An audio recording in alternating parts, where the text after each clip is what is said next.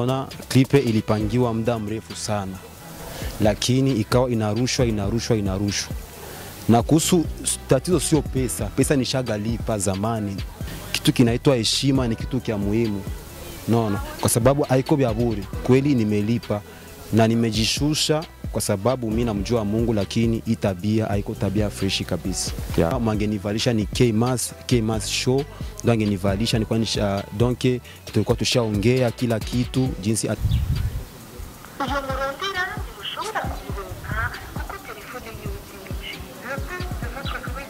ba director wako nafanya vitu kama hivi kweli, bako narudisha mziki nyuma na kuleta madepense kwa wasanii. Unajikutana anakuwa anafanya kitu anajisikia kama kitu kile anafanya akina maana. Je novuga tuko kuvyukuri uwo bari bapanze kwa mu kamera oli ya mudekoneye kweli, kubera buryo razi ibintu by'ama clip ni ibintu bitwara uburyo bwinshi.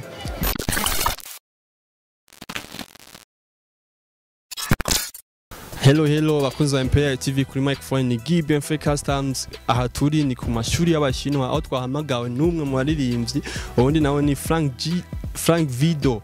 Hakaba asanzwe ari umuririmbyi arimba ama gospel, aho yadutelefone ku telefone avuga ati ngo yahuye n'ikibazo, umva mu director yamuhenze. Umva mu director amaze kumuhenda ashika kuri tele, baravuganye saa 2, ubu tugeze naho ngo saa 10 hafi saa 11 mu director ntaraza. Urumva yakodesheje ivyuma, imiduga, abadansere, ama place, umva n'amafaranga menshi, kandi nawe bivugwa yuko bayamurishe. Navyo turageza tumubaza yuko atawatamurishe, turayaga byinshi nawe. Hama Nori Black turageza tumutelefone tuyage nawe, twumve naho bari ku telefone, turavugana nawe twumve icashikiriza. Hama taragira subscribe, ugire subscribe zo bandanye ubona ibiganiro byacu bya muri cyangwa imisho se kuri televiziyo MPR TV.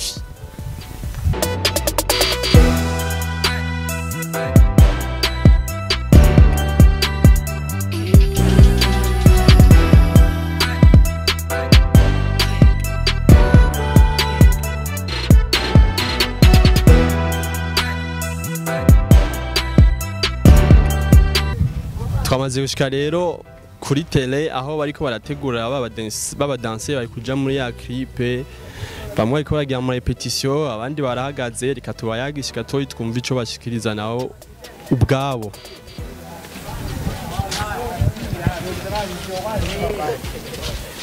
Vipi Majo? Fresh? Safi kabisa. Mko sawa? Tuko poa. Wewe witwa? Itwa Chris. Nawe? Jentwa Oben. David. Ali, yeah. Afro 20. Eddie Lloyd. Jacob. Okay, sasa tubasanze ngaha. Ne muri ngaha kubera iki? So turi ngaha nyene gufashanya, twaje gufasha umuntu twemera cyane gose, Frank Video. Akaba ari umuririmbyi, natwe nkuko turi abadanseur yaduhamagaye kugira tuze kumufasha kuryosha ibintu. Nawe muca mubibona uko indirimbo itarimo gutamba ibintu nk'ibyo nyene. So nico gituma turi hano. Kinane yuko mwahuye n'ibibazo mu director naze, we nibiki muvuga n'igiki washikiza kuri Nori Black, wongeye utange impanuro ku bandi ba director bakora ibintu nk'ibi? So je nta byinshi no bivuga ko kuko natwe baraduhamagaye, twebe muri presence yacu twashitse, turiza neza yuko n'umudirector nawe nyine baramuhamagaye. Rero ku buryo atashitse hari impamvu kanaka tutazi, sinzi ngabyo wabizi. Nk'uwaduhamagaye ngaha mu mubaza nka Frank Video, natwebwe ku bwacu ntituzi gituma atari hano. Oyaye umwana mwaye mwavuganye yuko aza gushika witere, mwahageze 14 ataraza, kandi urabona yuko asa n'umuntu yababeshi. Ku bwawe aba director akora ibintu nk'ibi byo kubesha, nigiki wobahanwa nico dushaka uvuge ushikirize? So je cyo no vuga ndizera neza yuko yoba yafatiriwe n'ibindi bintu, ntashobora gukoshona nkuko nyine ntashitse. Ndizera neza ko tayi ko arakorera ubusa. So nimba ariko abikora nyene nibigira nkana agasivya programme nk'ikomeye cyane gose, je cyo no hanura nyene nuko twoba serie nyene mu kazi ko nakazi. Aha nyene clip tabaye yari yateguye kwiza kubuno munsi, hari ibintu byinshi bihomvye ego. Umva hari ibintu byinshi bihomvye. None we nigiki wohanura muri rusange usanzwe kurikirana umuziki w'u Burundi, nona yuko ata professionalism bashyira mu kazi kabo ni iki bahanura ni iki nabo ukora kugira tubandanye duteza imbere n'umuziki wacu kurumva ibintu nk'ibi guma biba umuziki wacu utuma usubira hasi ni iki ushikiriza abo bahanura aba director nkabo jaba director nkabo ico novuga gusa babe seriye ico cyonyene bakora akazi nyene bakore ico bariko umurimo wabo bawukore bawushikane nuko niho n'umuziki wo mu Burundi uzotera imbere kugeza aho tuvugwa mu makungu je nivyo novuga nivyo nobahanura sawa murakoze reka tubandanye turaba abandi tubabaze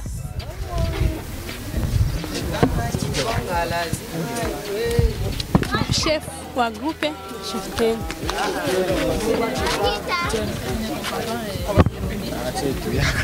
twahise ngaha rero umva ce dusanga ubu aba chef b'abadanseri bari bashyize kuri tele reka nabo tubabaze ibibazo bikeyi twumva icyo bavuga ku bintu byabashikiye nabo bite sawa ni sawa kabisa uko sawa niko safi kabisa donc sasa none mwe ku bibazo byabashikiye ni iki bashikiriza kubona mu director yabahenze kandi mwashyize kuri tele mugategura mukazana impuzu zanyu mukagira ama repetition mugakonsoma itike ibintu byinshi akaca babesha ni iki wowe ushikiriza nk'umukuru w'abadanseri bari bashyize ngaho icyambere na mbere cyo gushikiriza mu bapromoteur bose abafise imitima nk'uyu yatugiriye kubera twari twamaze gukora ibintu byinshi twari twamaze gutegura ama déplacement amatike ibintu byinshi twamaze gukora mugabo yatwononeye imipango ibyo nshaka kubabwira bose baze bafite umutima nk'umuntu bazi kwitaho ku bantu kubera natwe turi abantu kandi turafise imitima nturi ibikoko vraiment ibi bintu nje byambabaje nka njewe nk'umu kapitene w'abakobwa vraiment nakindi novuga kubera ishavu mfise nuko nyene oya ni impanuro utangarire ku ba director basanzwe bakora ibintu nk'ivyo bakabesha ubona bidasubiza umuziki wacu hasi nukuri vraiment biriko biratusubiza inyuma nka twebwe abarundi kazi kubera nabakobwa benshi bari mu mabarabara mugabo twebwe twikuye ko cha tuvuga chaka gukorera Imana dutambira Imana none muze mudufashe natwe abakobwa tuzi Imana tuzi cyo icyatuzanye ngaha babe barazi gushikirangaza abantu ikintu babe bafite imitima mibi barikunda bonyene bashaka kwiyumvira bonyene je nshaka kubabwira abapromoteur bose babe barazi gufata abantu neza icyo nshaka kubahanura babe bazi gukora icyo basezeranye n'abantu cyonyene okay reka tubandanye tubaza abandi ni iki woshikiriza kubijanye n'ivyabashitse we nk'umudanseri mukuru w'abadanseri ni iki woshikiriza kubona babahenze mukashika kuri tele director akabahenze bon sijui niseme nini même si nacheka mais journée ya leo bon tuitarisha vitu vingi na justement leader wetu no kama comme si manager dépenser vitu vingi sana kwangu mie ndoza nikasirika jua kutufilme me nasikia huruma gisi alidepenser juni vitu vingi venye alikimbilia ndani na ni bamingi walimzarau walimtukana me tunategemea kama kitu cha leo kitakuwa ni bomba kabisa juu tulipoteza muda wetu mwingi kufa repetition tujipatia bidja kuya hapa tuidepenser vitu vingi bo siwezi sema kama ni sisi pekee tulijivalisha kwa bima alituuzia mimi hata sisema yote bo ndaza sema kama venye batoza fanya kama hivi ni ou directeur tufanizia bo kama wako sirimu kazi yao donc je suis désolé du bako wanturudisha nyuma juu kiangalia na nchi yetu tunaipenda sana na tunafanya gisi yetu yote ili ikuwe juu sasa unaona kama tukiendelea na hii focus ya hivi sio kama tunarudia nyuma sana we ni iki woshikiriza ku mu director cyangwa ni iki woshikiriza ku ba director basanzwe bakora ibintu nk'ivyo byo kubesha bagapanga programme bakayica ni iki woshikiriza ni iki wobahanura bon kitu kimeenda sema kama boni kweli wanasemaga kama ni bamwa wanakuambia ni kazi na dawa wengine wanakuambia pesa mbele lakini mtu mwenye kusiri mkazi yake akusagi franga donc ukishatia umesiri juu hapo unakuwa unaua kila kitu sasa vile mwenye akukuya leo Oli Black donc alifaa vitu vingi sana na confiance mingi ilipunguka kutokana na hii kazi yenye anafanya ni kweli anajua mais journée ya leo vraiment sijui kama ndasema nini kweli. Reka tubandanye naho tubaza n'abandi. Reka turondere Frank Video naho tuyage nawe tumuvugisha. Reka tubandanye turondera abandi ko hari abantu benshi tubandanye tuyaga nabo. Turabona abandi bazanye ibintu bikaze, amavandarateri, bazaranga imashini zo gushona, tubaze nashone nabone ibyo bari baje gukora muri clip.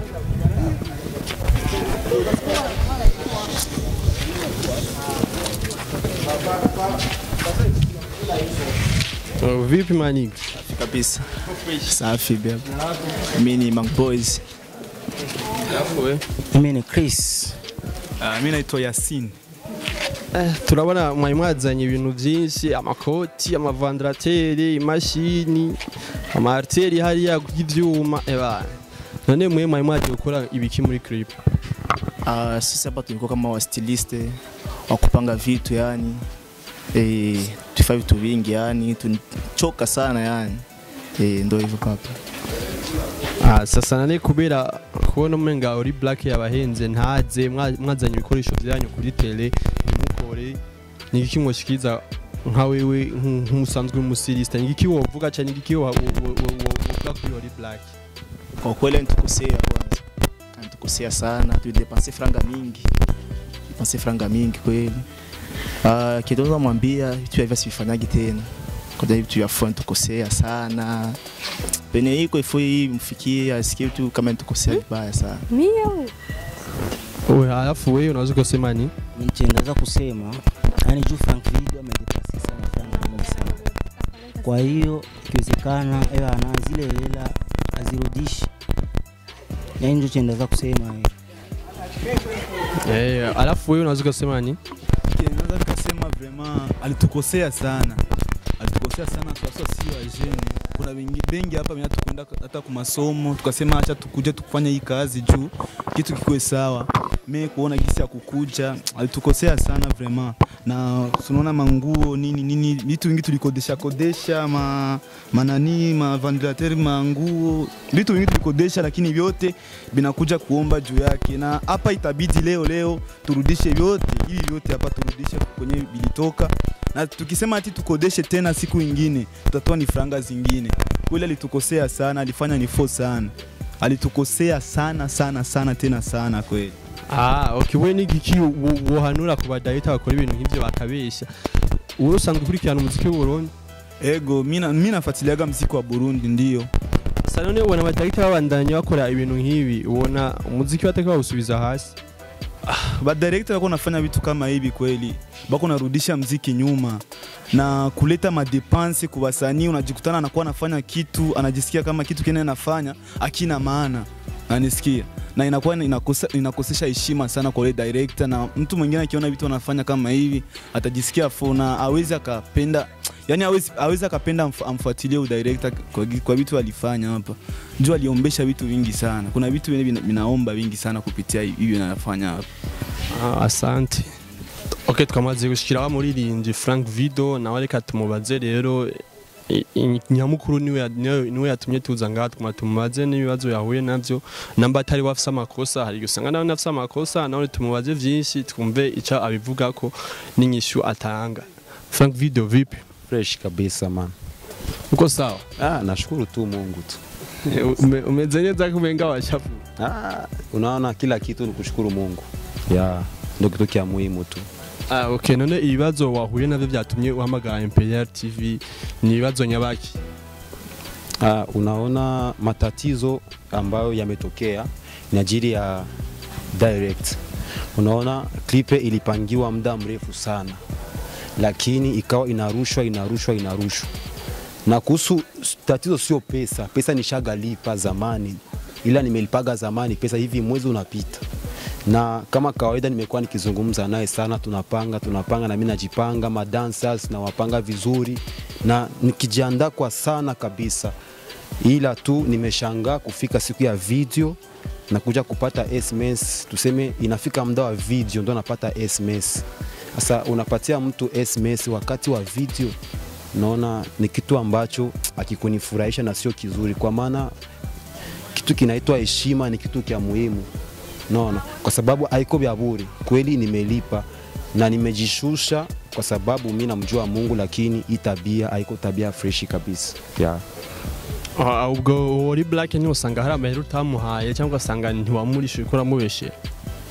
Kwa ukweli pesa nimelipaga, hata resi iko niliacha nyumbani na hapa kwenye tuko nimelipaga pesa yote kama gisi unapaona, na kama kawaida nilikuwa nishalipa, mangenivalisha ni K-Mass show, ngangenivalisha nilikuwa nisha, donc tulikuwa tushaongea kila kitu jinsi atanisaidia ajili ya mavazi, na madancers wote wamekuwa wamejiandaa, komite yangu imekuwa imepigana sana na kila kitu, tumekuwa tumekodesha vitu, mavazi, kila kitu nimetayarisha, lakini tu inafika wakati wa video nikashangaa nikasema maajabu hii. Yani director Oli Black, yani nakuwa namuita inakuwa ni vina vile, nikasema ndo vile yani ni hatari. Sasa none wewe namba tari banga wari wamurisha amafaranga ngahe, ahantu wari waharisha amahera ngahe ku buryo abantu bariko barakurikirana Imperial TV babone yuko yoba yaguhombeje biteye ubwoba binini cyane?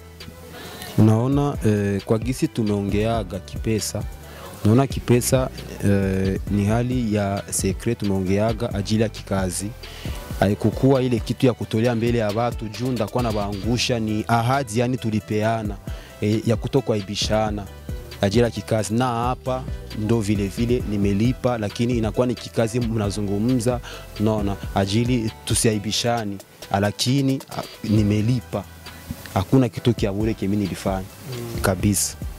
Yeah. Okay, none wewe nigiki usaba Oli Black, nigiki umusaba gushika ku mwanya, nigiki ukeneye kuri we? Mimi naweza nikasema kitu ambacho mimi nimekuwa nahitaji imekuwa tu ni kutumika klipe yangu. Juma depense tu zenye nimefanya, tuache pesa yenyewe nimelipa yeye na pesa nimelipa hapa kwenye ningefanyia video.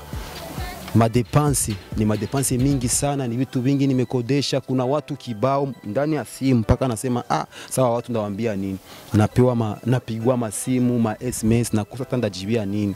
Unaona, yeye ilikuwa tutumike tu video, mimi nione kazi yangu leo inapita vizuri, ndio ilikuwa kazi ya mimi na yeye, ya mimi na Oli Black.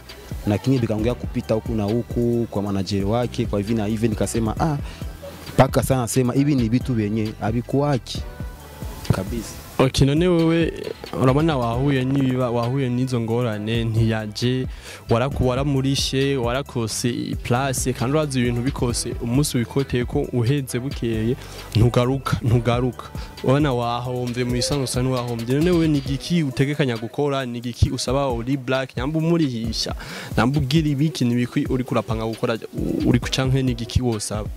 Mimi kitu kia muhimu nilikuwa nataka kusema na nisa vile shauri, niko naomba kwanza heshima. Juu hii situation yote inaonekana kwa ndani heshima. Na sio clip, hii ni clip ya pili natumika na. Nitumika na clip ya kwanza inaitwa I Sing For You. Itokaga taya ile top 10 Burundi BTV. Bakanisha television, nikafanya emission juu ya ile nyimbo. Nishatumika naye. Lakini sinaona ba director tu ndo vile binafikaka, unaona. Lakini kitu kia muhimu ni heshima, kuheshimia kazi ya mtu hata kama ametoa pesa nyingi wala ndogo wala nini, ila mmepatana ajili ya kufanya kazi vizuri, inabidi kutumika vile vile. Unaona, kemi nilikuwa natarajia ni ile tu tungetumika kazi na kuomba ile heshima, pa kweli kuheshimia, kujua hii kazi ni ya mtu fulani, acha niheshimie na kutumika ile kazi ipite kisi ilikuwa bila kukwazana bila nini. Oya, mugamwe bisanzwe ntacu yasa, none wewe utegekanya gukora iki? Umva dushaka uvuge ikintu usaba uko wahombye mu buryo. Umva dukeneye ikintu usaba kubijanye n'amafaranga. Ko na wahombye ikintu ushaka gusaba kujanye nayo mafaranga, nyamba Oli Black umurihisha, namba azo kuri hamera wakoresheje yahombye ibintu byuko. Mie kama kawaida siwezi nikaficha kitu. Nilikuwa naongea na bosi wake, tukaongea vitu vingi sana na nikakia kuona sasa ndafanya nini, lakini kitu kile niliona nikatulia tu. Juu mimi ni mtu namjua Mungu, unaona, ni mtu namjua Mungu. Reka tugerageze turondere Oli nawe kuri telefone, tuyage nawe twumve icashikiriza, twumve icabivugako.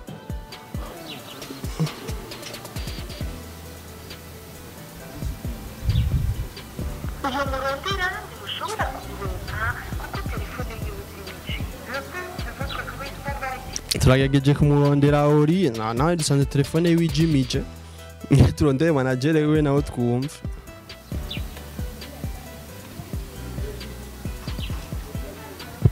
uwo muhamagaye ntimushobora kumuronka kurungika interview ku giciro cyo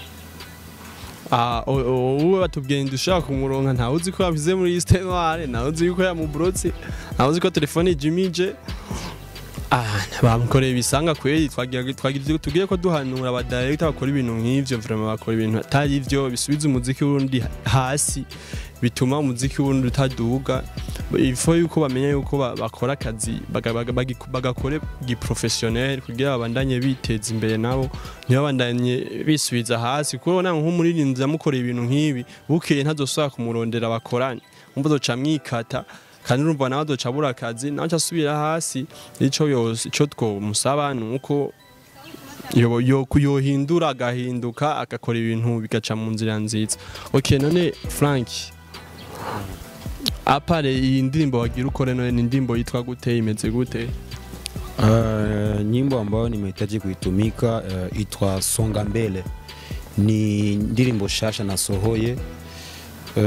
Ndo nilikuwa najiandaa juu ya klipe ajili ni nyimbo style ya kisauza ya kuchezeka, inahiti kweli, nashukuru Mungu, inahiti kabisa. Tugira kapela gato ya songa mbele mbele, songa mbele, mabaya yote nyuma, inyuma. Yeah, Christ in me, it is victorious. My God is greater, is power. Oh, neema ni ya nani? Yes. Songa mbele. Ilikuwa nyimbo kali. Yeah. None hapa hiyo ndirimbo ni zaidi ndirimbo official, ndirimbo zinga. Mimi nakutiwa hivi ni nyimbo 7 na zingine za featuring, lakini mwizo 7 zeziko nani zangu kabisa ni nyimbo 6. Na clip video niko na clip video 2, ilikuwa ya 3. Yes. Okay, we uravye ni ya ndirimbo abantu benshi bakumenye ko yatumye umenyekana cyane? Nyimbo yenye imepanda kabisa ni I Sing For You.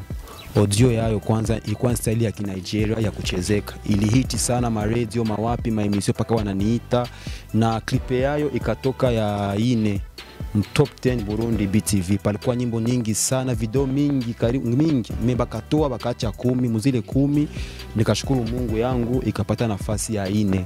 So nakuwa namshukuru Mungu. Sasa nani wewe vision yahe, vision ufise muziki, ushaka gushika hehe, ushaka kumera gute? Ni yahe vision ufise mu majambo make muziki w'u Burundi? Vision mimi niko nayo juu ya muziki. Mimi cha kwanza napenda mimi napenda kumwimbia Mungu. Ya juu alinitoa mbali sana. Napenda kumwimbia Mungu. Ya na vision mimi niko nayo cha kwanza ni kugagner ma âme, gagner les âmes pour Dieu, travailler pour le Seigneur car c'est lui mon roi. Ni ananipatia pumuzi, ni ananipatia nguvu, lazima nimtumikie. Na kule kumtumikia najaribu kufanya style hizi na zile za kuchezeka hivi na hivi juu ya bajene ba moya baone waseme huyu mtu mbona anataka kuwa sasa hivi na hivi, style zenyewe zinaimba fulani mea anazimba mkazi ya Mungu. Pale na wakogota na Mungu akisaidia niko naandaa concert mwa 2021 mwanzo. Ya na hii clip ikitoka pako wengine nyimbo ya mpya inaitwa Imani ni Ushindi ya kutulia ya adoration inafuatia. Ya okay, no ni nakaye kajambo kanyuma wobwira abafanzi bawe abagukurikirana nkako kubasezeranya? Neno ya mwisho mnaweza nikasema cha kwanza kuhusu director ni heshima katika wale watu ambayo mnaopanga nao kazi. Kitu kingine mafanzi na washukuru sana kwa support zenu, kwa sababu watu wengi mmelike, mkafanya commentaire zenu, mkasubscribe, mkafanya vitu vingi na ndani ya YouTube na channel yangu mpya iko inakuja. Channel yangu mpya nilikuwa ndani ya label, lakini kwa sasa siko mlabel, na channel yangu mpya iko inakuja na itaitwa Frank Video. Na kama kawaida yani natoa shukrani sana na kwa mwe pia, kwa maana mmenishtukizia, unaona. Yani mlipokuja nikashangaa nasema hawa jamaa yani ni aje wanatokea wapi? Yani nikasema hii ni surprise me nilishukuru juu Mungu ndo anapanga na gisi, yani kwenye mmenikuta kwa leo, mmenikuta niko nafanya shooting yangu ya clip Songa Mbele, haikuwa napaka hivi tunazungumza ndo vile ni Mungu, lakini yani big up sana my fans, na washukuru sana, mzidi kunisupport, asante sana okay, natwe reka tugushimire, ndaza nundi musi tuzokenera tuzokuro, umundi musi tuzokurondera tukakukenera tuzokuro. Mimi niko ingine siku mkinitafuta mtanipata, hata simu ipo, lakini mlivonishtukizia yani ni hatari, nipo kabisa. Asante. Mwabona rero turaje gukora ikiganiro, abadanse baratashe, Kabirana yakoresheje dépense nyinshi. Urumva ibibazo yagiye ahura navyo ni byinshi cyane, twagiye dujeko duhanura abadirector bakora ibintu nk'ibi babireke, n'aba producteur barabikora bakaza barabesha abantu bamwe babireke kugira umuziki wundi utera imbere. Ukaba rero utaragira subscribe kuri Imperial TV, gira subscribe uzorubandanye n'ibindi biganiro bicako. Bye bye.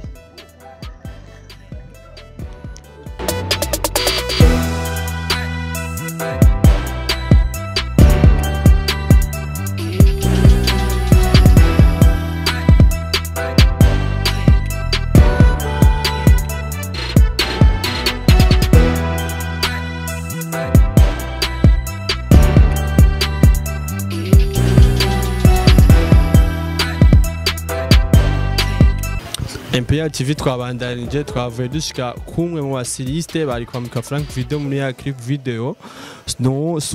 Wosundi ni K Mars, twase ahakorera mu bwiza, tugatumubaza ibibazo bikeye kubijanye nuko yarabizi ko kwiga clip ko bari gukorana canke batari gukorana, nawe nagira ico bivuzeko. Vipi bro? Yo poa ko fresh kabisa, niko poa. Hari inkuru twazinutse twumva y'umwe mu baririmbyi Frank Video arashaka gukora clip, yatubwiye ko ari we wari kuba umusiliste wiwe. Clip ntiyahavuye iba, wewe wakiriye nkuru gute? Iyo nkuru kweri nje kuyumva nyene mu kanya gaheze bambwira yuko kugeza kuno saa tuvugana director aza gukamera video ataraza kandi atarimo ritaba telefone nabayetone tunu gushika kuno saa. Okay, none wewe nigiki ubivuga ko ivyo bintu kumva wewe wari warose akazi bigahera byose, ukumva bamwe mu musanzwe mukorana mu kwambika abantu bamufashanya mu bya entertainment, ukumva wewe uri tayari mwavuganya akazi ni sawa akaca siba ku kazi, wewe nibiki ubivuga ko ibintu nk'ivyo nigiki ubivuga? So je novuga tuko kuvyukuri uwo bari bapanze kwa mu kamera Oli yamudekoneye kweri, kubera buryo razi ibintu by'amaclip ni ibintu bitwara uburyo bwinshi, ni ibintu bitwara nyene utuntu n'utundi twinshi, na ndabizi kuri ukusanya abantu, kwegeranya abantu, mugana gahunda, hama umuntu umwe akabakoshona, urumva ibintu bibabaje gose, no muhanura tuko ikintu burya yaciyemeje ifo ko agikora akakimarira byo byiza kurushiriza. Okay, ni impanuro wa Oli Black cyane ngiko muvuga ko Oli Black numvuga tu yuko misi yose iyo yemeje ikintu agerageza gishitse kujya bakivuganya, canke habaye intambamye ikintu kiba atari yagipanze agikomunike bien avant kugira umuntu arabica akora, kandi burya ikintu ari nzu ciyemeza uragerageza, kuko nanje hari ivyo nari naronse idiri zibizo kwambika aba n'indi clip meyo namaze kwiga kubera iki video namwemereye ko nzomwambika nk'ubu nuvuga najyande koneye ko kweri kuvyukuri. Umva yakoze amakosa menshi sana. None wewe abandi bari kwambika nabaye barinzi kandi bari kwambika? Hari umuririmbyi twapanze ko nza kumwambika uno munsi, gusa sinshimye kumuvuga nga kubera peut-être clip yiwe izo bari surprise cyenda muvugo, urumva hari gibito atobikunda cyo gituma, gusa ari undi musani yaje kunsaba ejo dukora uno munsi, ndambwira uno munsi msindi gahunda ya video hanyuma nkaca mbona uno mwanya ijya nahirase na video sinkoze ni hatari. Oli Black yakore ibisanga, none nabaye bastare bumaze kwambika mu ndirimbo zamenyekanye? So abastamaze kwambika novuga simodondagura bose ngo ndabaheze me, hariho nkabona ibuka nkijya closer ya Kidumu na Loriro, hariyo nambitse so hagati mu misi yera, so hagati mu na Double J muzoyibona, hariyo nambitse Best Live no featuring Young John featuring Young John featuring Best Live, n'izindi zaba Mbidata mfite ni nyinshi sinozibuka zose. Umva umaze kuba umusiriste umaze kumenyekana hama tugushimire yo ku mwanya waduhaye. Nanjye ndabashimiye rwose kabisa. Ngira n'ubundi munsi tuzokenera tuzokuroha. Nta kibazo je ndi ngaha kabisa umwanya wose. Thanks. Sawa.